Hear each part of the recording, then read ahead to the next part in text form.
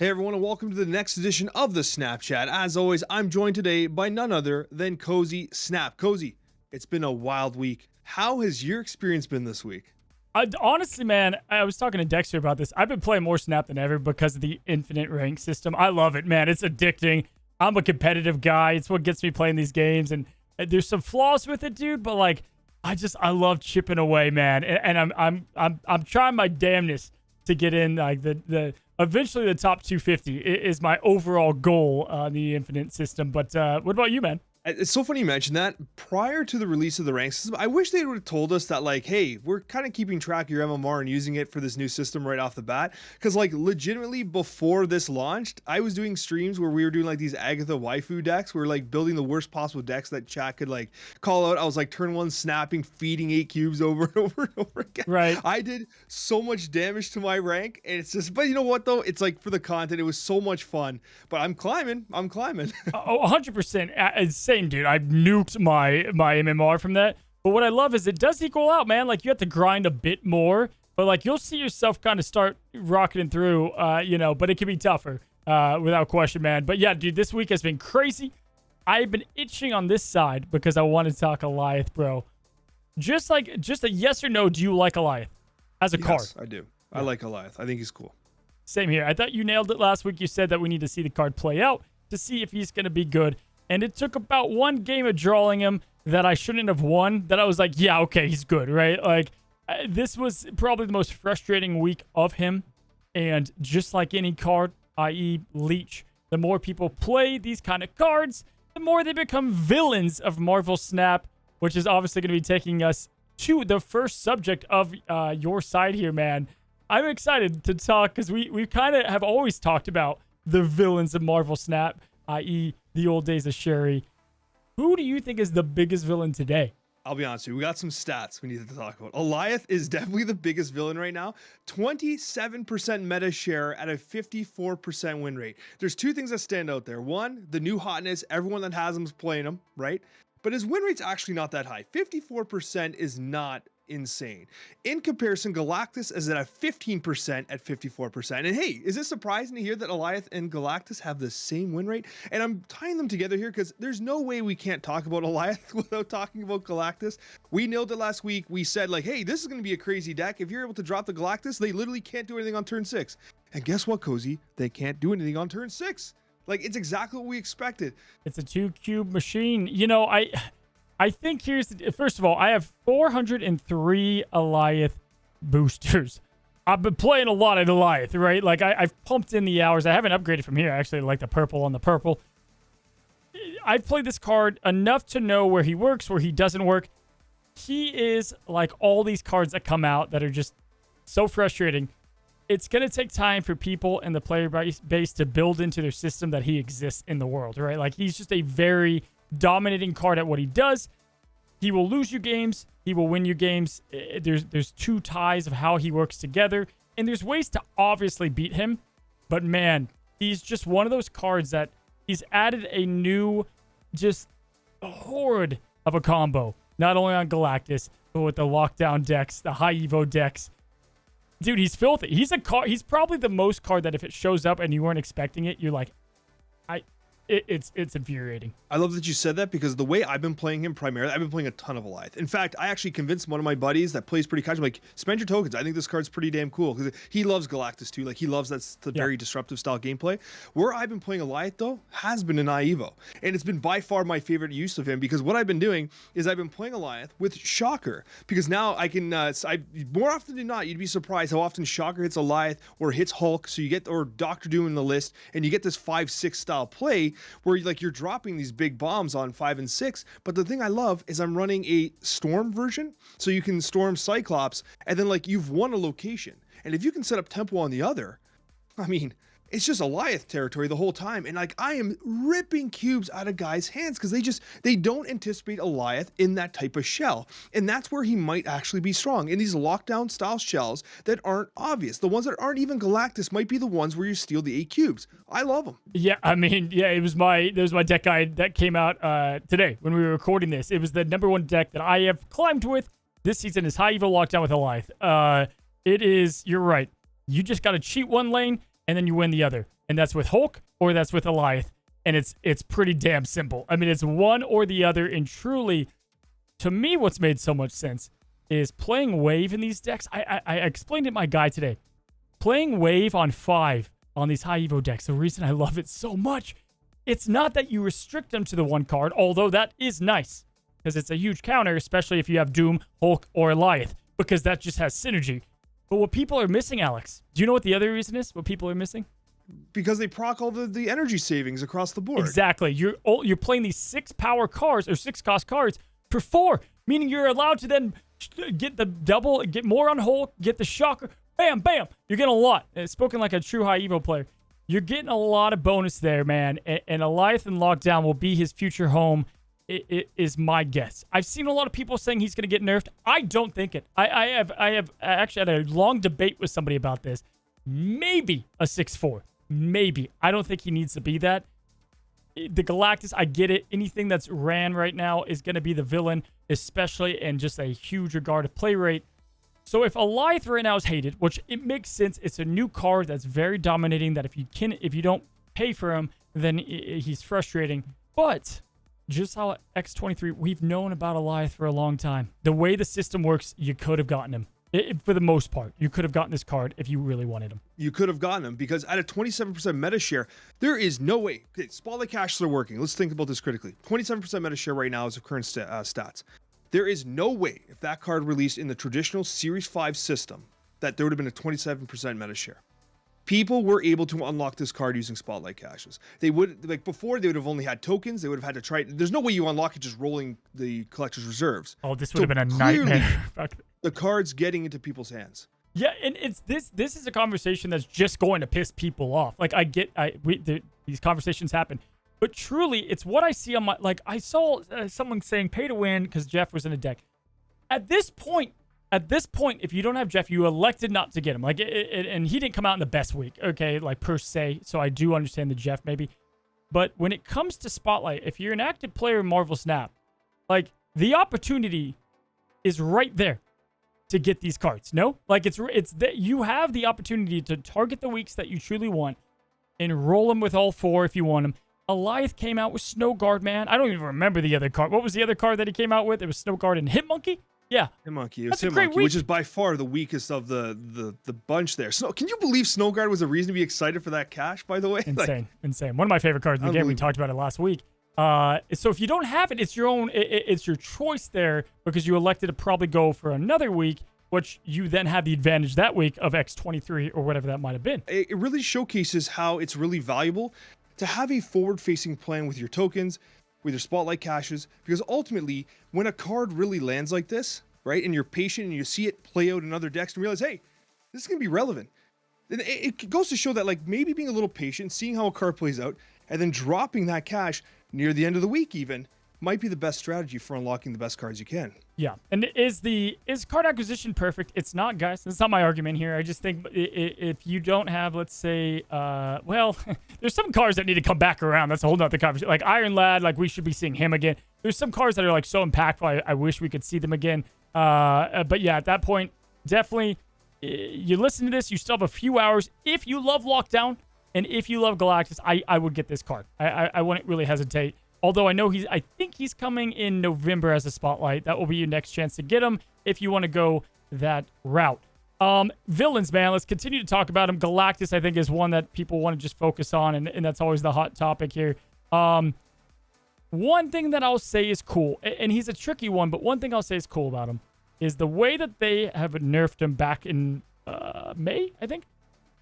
All it takes, essentially, is a PowerPoint adjustment at a time to see the impact of what happens. You take him down to 6 power, then anything with 6 power can meet him.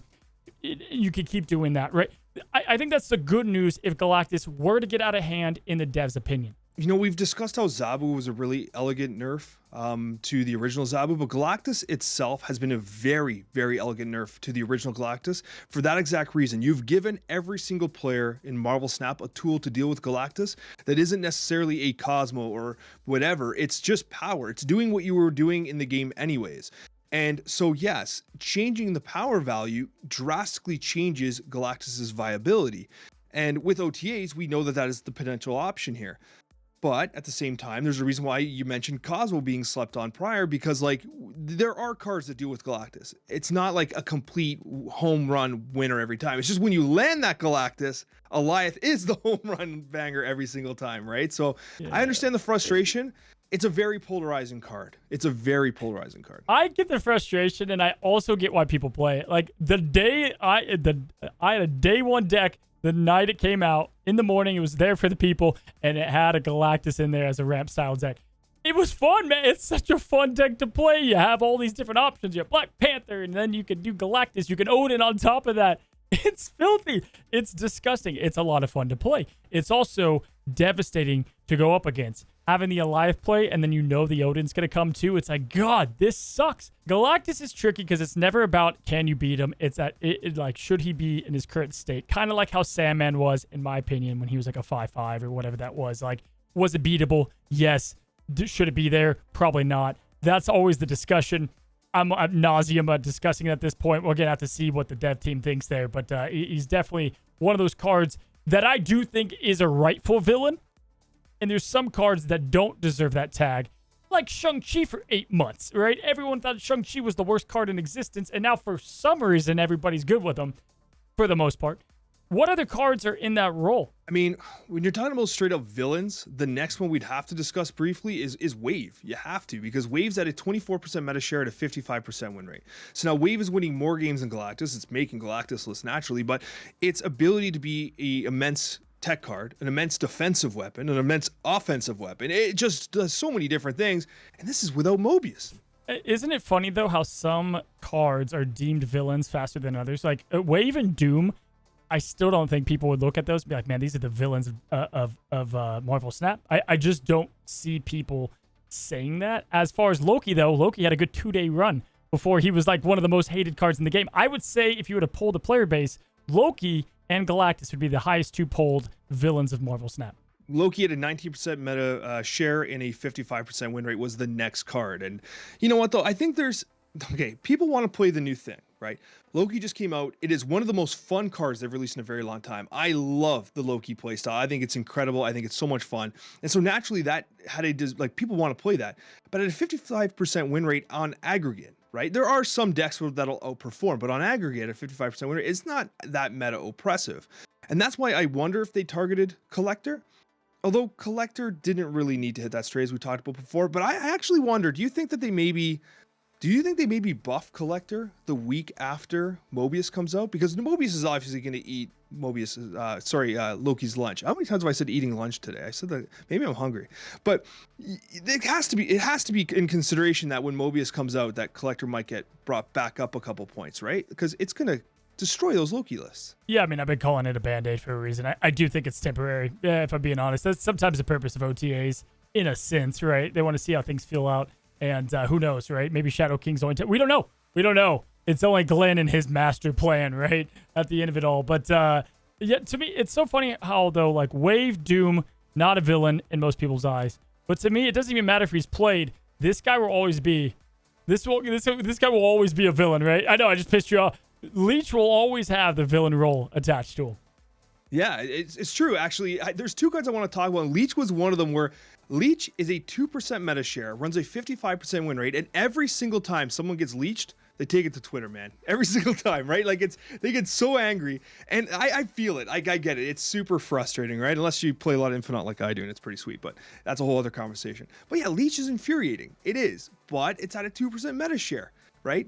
And I think it's really fascinating to think that, like, this card used to be so prevalent, and its impact is still felt. I think it's still a very strong turn 5 play. Like, it might even be, I don't want to say like, I wonder, like, it is a really good turn 5 play, even though it's only 3 power, because of how combo centric the current meta is.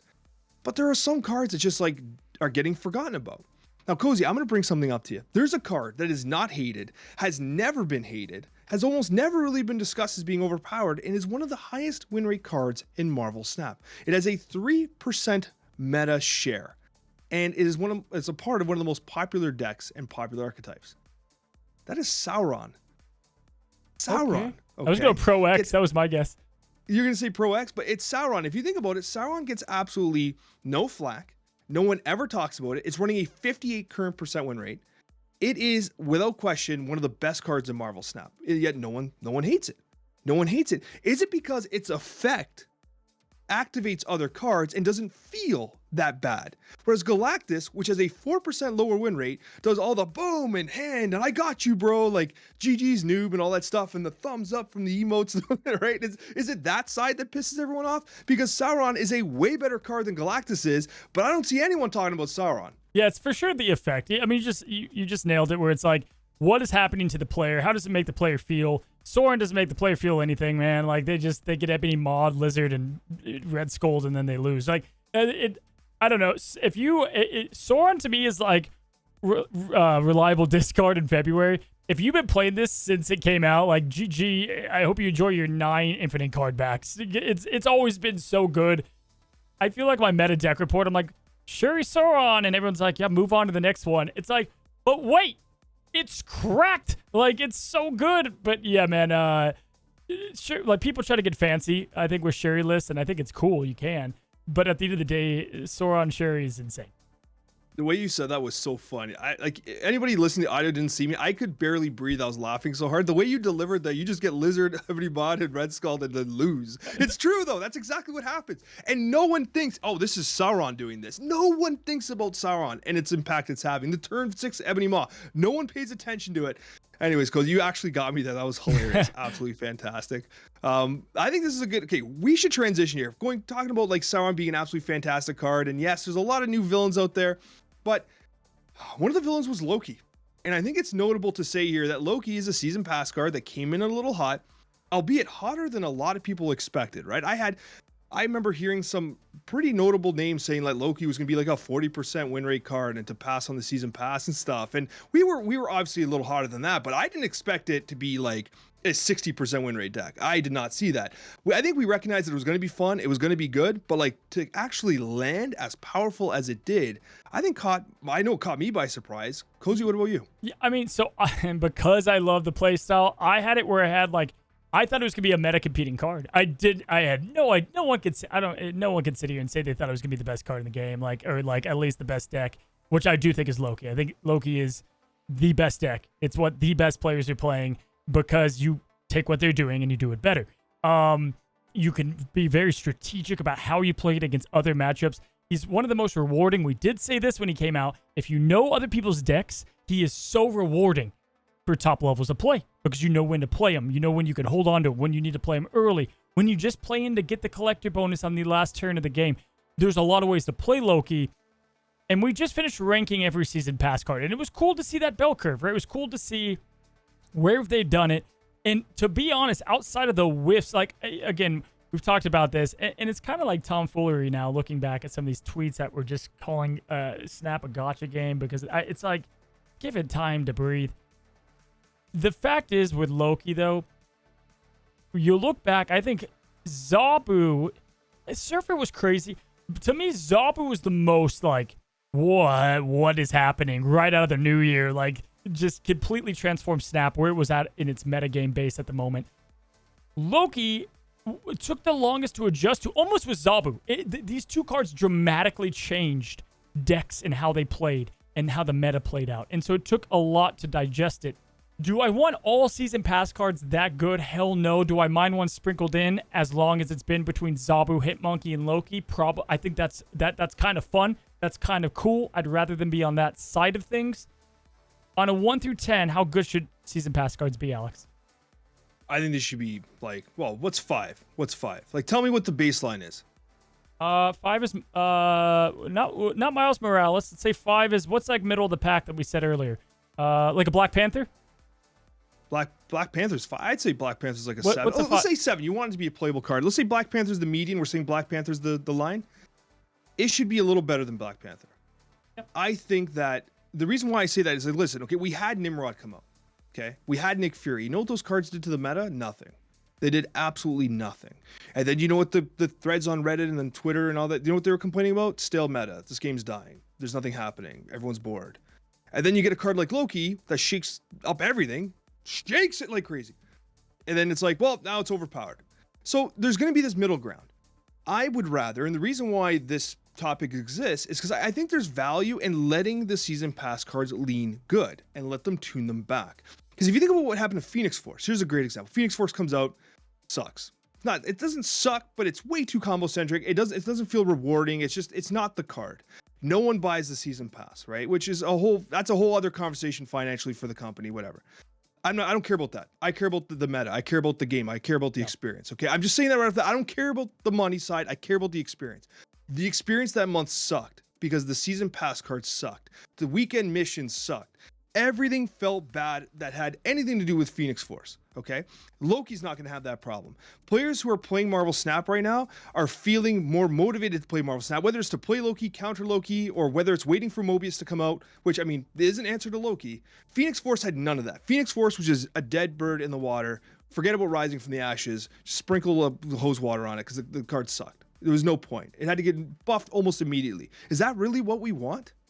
You know, I was thinking about this, and I don't know if it's good or bad type of thing. I think bottom line, I want season pass cards to be fun.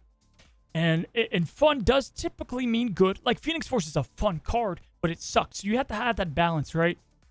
Because if you think about it, even Nebula's season pass fell flat. If you think back to it. And Nebula's a great card. I could recall a couple content creators to talk to that was like, I'm not crazy about Nebula. I didn't do anything to shake up anything.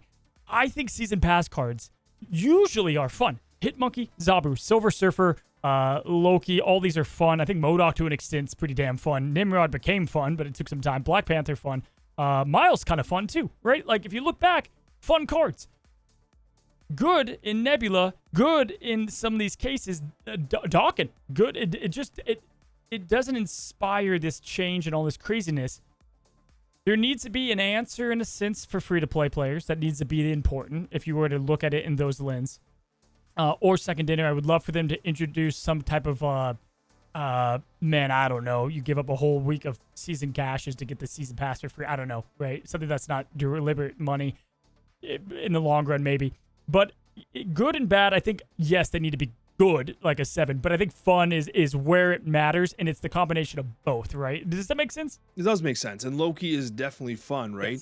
Yes. I guess it's hard. It's hard to find that balance. And the other thing that I think worth noting here is that, like, once the entire community gets their hands on a card and starts deck building and crafting, like there's going to be variables that the development team just can't account for, right? And like, think about this for a second too, and I'm not trying to be defensive to Second Dinner, but like, how hard is it to evaluate the performance of a card in advance? Like, we're looking at Legion. Everyone thought Legion was a complete joke, and then it had to get nerfed because it was overpowered. Like, it was unbelievable. It was one of the best cards released in like recent memory, right? It's hard. Until it gets into everyone's hands, you don't really know how a card's truly going to perform, right? So I'd rather them lean a little exciting, especially since we know they have the structure set up for OTAs, patches. Like, there are many opportunities to buff and change these cards. And with season passes, they have to be more careful because buffing and changing those cards is actual spent money, right? We're like deliberate, and so it can be tough. But I think like Stature is one of the best examples. Before Stature got out to everybody, she was like, "Oh, cool, discounts are nice." That was kind of it. And then we had that Black Bolt Stature dilemma for like 2 months, right? So like that's a clear-cut example when masses get it. Season pass cards are different because everybody can get it. Immediately we're finding out how it's busted pretty quickly, right? Because the player base is so large at medium. But yeah, I think they've done a good job. I think they've done a really good job. Again, I saw examples brought up, and I try to be nice, dude, but I've seen examples. Just they're poor takes. They're just for clicks or something. Of like, and how many times they're chasing money for season pass? Like, they've done good. I think they've done good in the past. They've shown good in the future, even in the next season pass card. Which I don't think is going to be. I think the next season pass card is one that they looked like they adjusted since the data mine because it didn't look that fun. And then they kind of gave it this new fun factor. And we can talk about that at a later time. But ultimately, fun, good, mix of both. Not too free to play, not too pay to play, or not too pay to play is important. And that's what I have to say on that. Yeah, and I absolutely agree. And one thing I will say is I actually agree with you, and I disagree with the takes that like, oh, the season pass cards are being overperforming in order to sell more season passes. I think that's kind of like like a pitchfork approach to what is, I think, a pretty balanced scenario. Because I used to play a game, I used to play Heroes of the Storm, and they legit used to release new heroes completely overtuned to the tune of like 75% win rates, so that they could like sell it, which they would sell for real money. And then, oh, we're gonna nerf, and then the nerf would be like massive, like a disgusting nerf, like not like, oh, one power tune, like, oh, the card's just, now it's normal, now it's a 52% win rate hero. Like, I've played games that did that, and this is not that. And everyone out there has played games that have like preyed on season pass or preyed on, you know, pay for power. I think is the term we've talked about in the past. Not happening here. I don't think it is. So many games, and at the end of the day, I saw I got a comment on one of my videos like, you know, Alex and Cozy, you're not critical on the game unless they need to be. And I was like, well, what does that even mean? Like, do I need to just be mad at the game to be mad at the game? I don't really, funny enough, one thing, contrary to popular belief, actually, negativity sells. So me being pissed off at Second Dinner would actually do the opposite of what you think. It would get me more views, more ads, whatever, 100%. Right? Yeah, like it's the delusion there is funny. And Second Dinner, guys, they've given full autonomy. They don't care how pissed we are about anything. They don't. They want the honest truth behind it. At the end of the day, we don't. Dude, I'm a gamer. I don't want this game to be stale and suck. I was lenient on Loki. A, I liked him, and B, I still think people were just complaining to complain and had to give it a little time. If there's something that feels like just complete crap, like, dude, I'm gonna continue to complain about it until it's addressed, right? Like, I think that's one thing that I hope people realize that we've held our standards by, that it's important for us to have a game that's healthy. And they've done a good job. They've done a good job having healthiness. They shot themselves in the foot by just having a mobile game to begin with that isn't that is PC too, and how it works with the publishers and all that, I'm sure, because you're never going to have people happy. But bottom line, I'm not mad about how Season Pass has been handled thus far. I think they're doing a pretty good job. Let's go and get to our last subject today. Most underrated cards at every cost. I thought this was fun. Instead of doing favorite cards at every cost, we have the most underrated, and this should be a pretty solid conversation altogether. And I'm going to kick us off because I already went on this tangent on my side.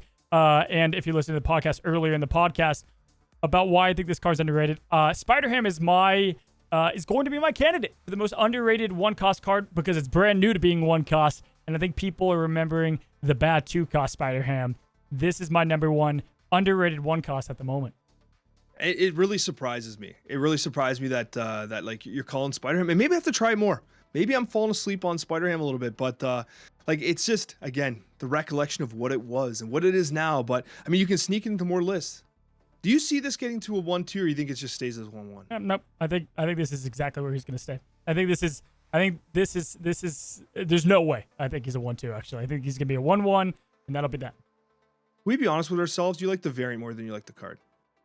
I do like the variant a lot. I mean, come on, man. It's a pretty. All of his variants are so good. Like every single one, I like them all. They're all a lot of fun. But he's my number one underrated. Obviously, I've brought up Echo in the past, who I still think is underrated. But who is yours? You know what? I'm going to call back a card that I think is being completely disrespected, and that is Nova. Nova has been cut from so many lists, and I get it. X23 comes out, Nova gets cut, but like, let's not forget what Nova does. Is it hard to say that like Nova is often a 1-6, like 1-7? How much value does this card generate for your board state? It's incredible, I think. And I think that like overall, I'm not saying that cutting Nova out of some of the destroy decks is wrong. I'm just saying that I think this card has now fallen into underrated territory. But we're forgetting that this used to be one of the best cards in the game. It legitimately used to be. And now we have X23, and X23 is new, it's sexy, and it does a really cool thing. But I think that Nova is still really good. Do you think he'll be a 1-2 ever again? No, I don't think it'll ever hit 1-2 again. I think that it'll never give +2 power. We know that for sure. It just might be a situation where like Nova is just what it is, and maybe we're gonna have opportunities that we're not aware of. New cards come out that activate it in a different level, but I still like Nova a lot. I think it's underrated at 1 cost right now. Who's your 2 cost? I'm coming in spicy. If you thought Nova was a hot take, you get ready for this. So I have been playing a lot of High Evolutionary the last couple weeks, and when Alioth came out, it was Shocker for me that stood out as a card that everyone's sleeping on, because Shocker allows you to do things with a deck that can be as top heavy as High Evolutionary. Like, listen, you have Doctor Doom in that deck, you have Hulk naturally. You have Alioth, which I'm adding in there. And having one of those as a 5 cost is chef's kiss. It's absolutely incredible. Borderline win condition, definite snap condition. So I think that Shocker is being kind of underappreciated. And even if you hit a Cyclops, it's just a Cyclops you can play and guarantee that you're floating energy. Like, it just does so much. Like, I think that, like, honestly, Cyclops on 3 as a 2 cost and he laser beams. That is good. That is good. Yeah. So, like, I have been enjoying Shocker, and I think he's being cut from a ton of Evo lists, but I'm adding him in and I'm loving it. I love the call. He has great animations. I love the call, though. I do. I love the call. I mean, again, cost reduction. I'm going to give you a crap sandwich, as they say. Love the call. I think this is a great pick, especially for a high Evo. The flip side is, like, I love how you hate Spider-Ham, who is random on what card it hits and it helps you some games and doesn't others. Shocker's like the same thing to me, right? Like, if it hits your freaking Nebula or your... there's a few cards in there. They, like, cool, right? But that just is kind of Alex coaching for you. But, dude, I love the pick, actually. I think this was a great pick for high Evo because especially, man, like the She-Hulk, it hitting She-Hulk and then you can full float and then play for free and then play whatever you want. It is so underrated. A good pick there, buddy. Good pick. And I'm glad it wasn't Sentinel because I thought for sure you were going the Sentinel route. How many times can I bring up Sentinel, though? Like, seriously, by the way, still super high win rate overall. I went through Sentinel's stats before. My 2 cost, I can't believe, and maybe I'll get crap for this, I can't believe I have to put him as an underrated card because I'm just looking at the pure lists and play rate of him, and I brought him back because of the how much Luke Cage is back, right, and the Sarah Control. Lizard is just not getting the play that the man deserves. It's crazy to me. He did get a pretty damn bad, like, the -4 is so shocking here, but he's got the Nebula effect, kind of, to force people to play lanes. Having him down with 2-5, it's all about priority, man, and having that 2-5 is the biggest priority you can get pretty much out the gate. Luke Cage is an automatic, spicy, just chef's kiss. I don't know why. There are certainly sexier flavors of 2-cost cards, but when it comes to stats and priority, this man slept on. Yeah, and I often lean towards adding him in decks with Enchantress because if they are not playing ongoing, it's just a very nice synergy between the 2 cards, and, like, it's just straight up 10 power they can't contend with, right? Like, it's huge, and I think that, like, right now, I think it was hurt by the meta because you had the boosted Brood style decks, which were filling the board state so much. But honestly, right now, I think Lizard's absolutely fine. And it's funny because, like, when he got originally nerfed to the -4, I remember the developer note still saying, this is probably the least consequential nerf we've ever done. And I'm like, we were both like, no way, man. Yeah. Like, the mindset of the people is going to hate this card now. And the card went, woo, train wreck, right? Completely off the map. So I love the call there. And if you don't mind, I'm going to go to number 3. Now, I know you hate when I do this, so I'm not going to do it. I had 2 cards picked for 3, but it's a bit of a cheat because we already talked about Sauron earlier. That was my original one. So I have a backup. Sauron was my first love here. Okay. But I want to talk about Polaris for a second because I feel like in the world of Galactus, you know, you have a card that's a 3/5. You're able to pull a card into the lane, which is obviously, it's going to be Nebula. Galactus players are playing Nebula for that, like, control element, right? They're going to play Nebula. They're going to play their 2-drop. They're going to play Electro. You just pull, like, come over here. Thank you. Now Galactus doesn't do nothing. I still have 5 power. It's a good card. And I think it's a pretty decent card that's being slept on overall. Polaris's effect can also be very useful against, like, anyone playing Invisible Woman. So I'm seeing a lot more Hela out there. I'm seeing a lot more Tribunal. And when they set up their Invisible Woman, their Tribunal, whatever, you just drag a card in there. Like, hey, you know that whatever card you played before? Well, now you can't play on top of the Invisible Woman because now the location's completely blocked. Yeah. Right? I love it. I really think that Polaris is being underappreciated, but I get why. It's not as sexy as some of the newer cards. It's still good. I like the pick. I used her the other day to pull an Angela that they built up the whole game into a lane that I was already, like, done with, you know? And it's like, even just that play is like I took a 10 power card into a lane they didn't need it in. And, like, it's little interactions like that that can feel good. And yeah, to your point, great Galactus counter. Good to use in these movement style decks. It's a good card to talk about. And it's kind of weird that we were talking about her as a slept on card at this point, right? Like, just wild. I've got Juggernaut. I was looking at all the 3 costs. There's a lot in there. There's plenty I could talk about. I don't know, man. I'm perplexed why Juggernaut is always at the play rate that he's at. I think he's such a good control counter in minis of ways, and especially because of Pro X and guaranteeing the lockdown sometimes, and knowing where Jug's going to push the card, not having to worry about Alioth, not having to worry about, like, Juggernaut for a 3/3 as a late play. As any play, like any time, period, people are playing their cards on locations that they want to play them on. Not that they don't want to play them on. And so he's always going to get the value of disruption the later you play him. And I think that there's something to be said about that. I love him. I do love Juggernaut, and I'm going to put him as my current kind of disrespected card of the month.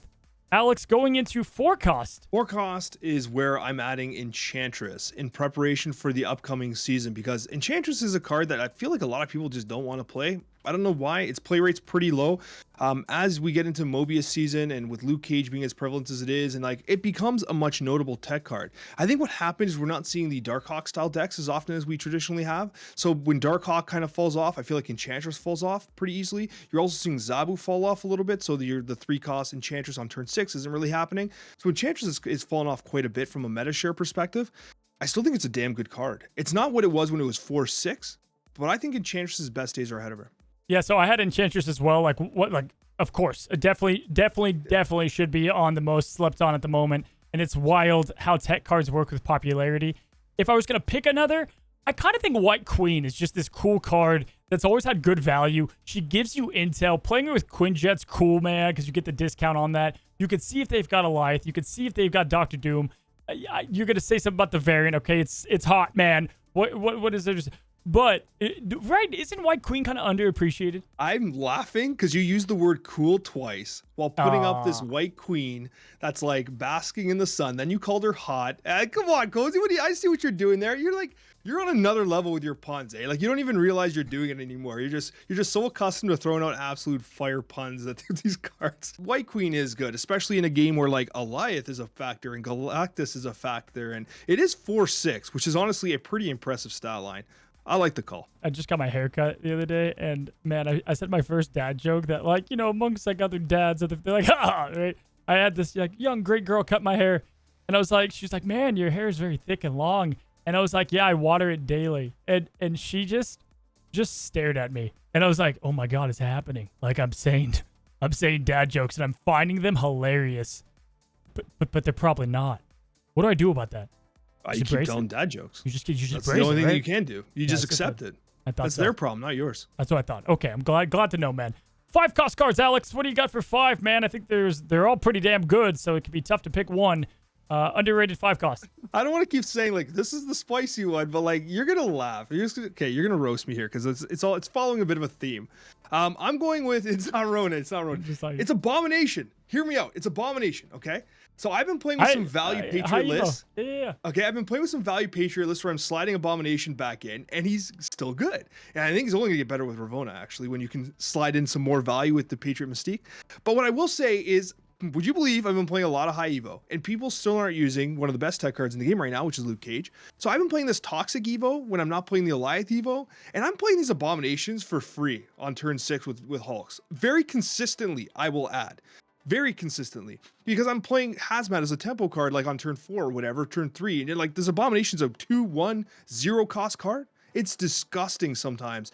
And so Abomination as a whole, yes, it takes some work, but it can be a 0-9 dropping on the board. Like it is crazy, and you got to work for it. But I do think Abomination in both Patriot and in Toxic Evo is way better than people are giving it credit for. Fully agree, buddy. I'm gonna go, and again, we can tell we've both been playing like control style list. I'm gonna go Claw. Back to Claw. He was kind of like always in our underrated stuff. Then he fell off for a while because then he was like properly rated. Then he was being played a lot in this Thanos stuff, but they killed that with the Soul Stone nerf.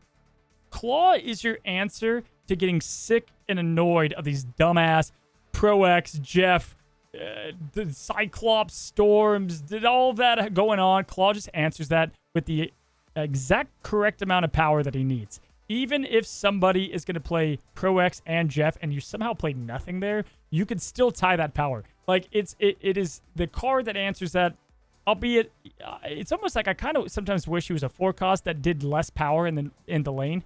Like, I think that'd be kind of interesting in how it could work. Maybe like a 4-4, maybe a 4-5, maybe 4-5. I don't know. But altogether, actually make him like a 4-3 that gives 5 power. I kind of like that. I don't know. That doesn't feel right either. I don't know the solution. I just think Claw is underrated at the moment and properly is not being played to the level that he should be. I think he could be a 5-5. Honestly, I don't think 5-5 ruins the game. Okay, yeah, just keeping the same cost but increase his cost. I agree. Yeah. That's a good point there because you're spreading it into 2 lanes, especially man, Miss Marvel, the way she's gonna work. We'll get to that another day. 6 cost to end the our last subject, buddy. This was the toughest cost because they're 6 costs are getting play right now. They're almost all getting some share. What do you got? For me, this is where I talk about Hela. Okay, Hela is no longer the casino card. I think Hela has a bad rap, Cozy. I think it does. I think people are like, oh, Hela's what you play when you want a meme, and Hela doesn't actually win games. It's all RNG. But like the new Hela decks, specifically the Hela Tribunal list, they're getting tight. They're pretty good with the change to magic and obviously the use of Invisible Woman and the decrease in use of Cosmo, okay, and the nerf to Legion, which has obviously hurt its meta share. And you get these magic limboed games where you can play Tribunal pretty confidently with Hela. I think the card is kind of awakened. It's no longer a total meme. I think people are sleeping on how reliable Hela can actually be. You have Iron Lad now, which can reach into the deck if you don't draw it. Like you have these tools that traditional Hela never used to have, and now you have. It's pretty good. I spoke on consistent Hela to start the podcast, buddy. I mean, I love it. I love it. I think discard consistent Hela is the deck, and that's why I had her as mine. So, there's another tough one to talk about. If I were to pivot and say another one, then Hela, because I love the take here, and I fully agree to not just play greedy Hela. It's weird. Dude, I kind of think Odin. For whatever reason, I feel like Odin's just underappreciated. I was running Odin in some wacky lists, man, but having Odin, even with, like, Loki to trigger him again, or like there's being able to get their unreveal effect twice has just been so clutch in so many situations. He's the card for the for Conquest, the variant there, and I think he's just gonna work across these decks, like on reveal maybe with Ravonna again. So that would be my like secondary pick, but I do agree I like Hela as the consistent pick, bud. Always fun doing these underrated at each cost, yeah. Yeah, I love having card conversations, and actually we've been kind of like on similar wavelengths the last couple of weeks. Remember, the discard top 10 was absolutely insane. Right? It's like we were reading each other's minds, and now we take 2 of each other's lists. That's actually pretty crazy. Of all the cards we could have picked, right? We're kind of matching cards, and I mean, what can I say, Cozy? The podcast we do together, it's by far the highlight of my week, and I hope that you guys agree as well. Thank you so much for joining us. It's been an absolutely wild ride, and the thing I love about Marvel Snap, Cozy, is guess what? Next week we'll have just as much to talk about because things are always changing. It's always exciting in the world of Marvel Snap. In the middle of the screen, we had Cozy's video. If you've not watched it yet, thank you so much for all your support for both Cozy and I's content, and we'll see you on that next Marvel Snapchat episode.